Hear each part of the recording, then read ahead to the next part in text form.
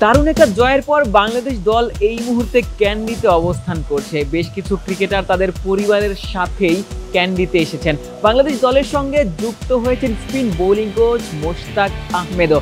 এই ছবিগুলো নিশ্চিতভাবে আপনারা ইতিমধ্যেই সোশ্যাল মিডিয়াতে দেখে ফেলেছেন।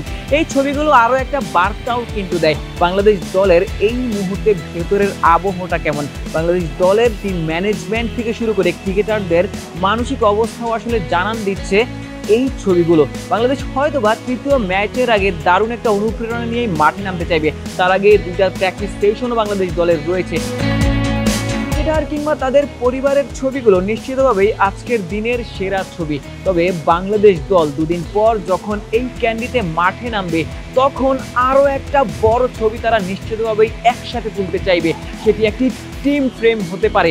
বাংলাদেশ দলের সামনে ওই সিরিজ জয়ের ট্রফিটাও থাকতে পারে। বাংলাদেশ লঙ্কানদের মাটিতে কখনোই সিরিজ জিততে পারেনি, সেই লক্ষ্য নিয়েই দল ক্যান্ডিতে এসেছে। দলের অনেক কিছু নিয়েই আসলে আপনাদের সমালোচনা থাকতে পারে। বাংলাদেশ দল হয়তোবা ব্যাটাররা এক হয়ে খেলতে পারছেন না, যে শুরুগুলো পাচ্ছেন সেগুলো হয়তোবা বড় করতে পারছেন না ব্যাটাররা, কিংবা বোলাররাও হয়তোবা শুরুর দিকে রান বেলাচ্ছেন, হয়তোবা উইকেট তুলতে পারছেন না, হয়তোবা ক্রিকেটাররাও তাদের নামের প্রতি সুবিচার করতে পারছেন না। তবে সব কিছু পেছনে ফেলে একটা দল হয়ে খেলছে টিম বাংলাদেশ। আগের ম্যাচে যেমনটা আমরা দেখতে পেয়েছি, বেশ কিছু ইন্ডিভিজুয়াল পারফরমেন্স ছিল বটে, তবে দল হয়ে খেলার ফলেই কিন্তু বাংলাদেশ জিততে পেরেছিল। একইভাবে তৃতীয় ম্যাচেও এমন দলই চাইবে যে কোনো টিম ম্যানেজমেন্ট। আসার কথা তৃতীয় ম্যাচের আগে দলের হেড কোচ ফিল সিমন্সও দলের সঙ্গে যুক্ত হবেন।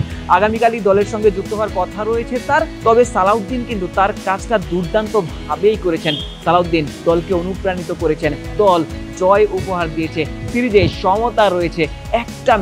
একটা ম্যাচে দলের ক্রিকেটারদের শতভাগ পারফরমেন্স সবকিছুই আসলে বদলে দিতে পারে। টাইগার ক্রিকেটারদের ওপর সমর্থকদের যেই অনাস্থা ছিল সেটি কিন্তু আরও একবার ফিরে আসছে। দর্শকরাও বিশ্বাস করতে শুরু করেছেন এই বাংলাদেশ দল টাইগার ভক্তদের হয়তোবা নতুন কিছুই উপহার দিতে পারে। সেই নতুন কিছুর অপেক্ষাতেও আমরাও থাকবো।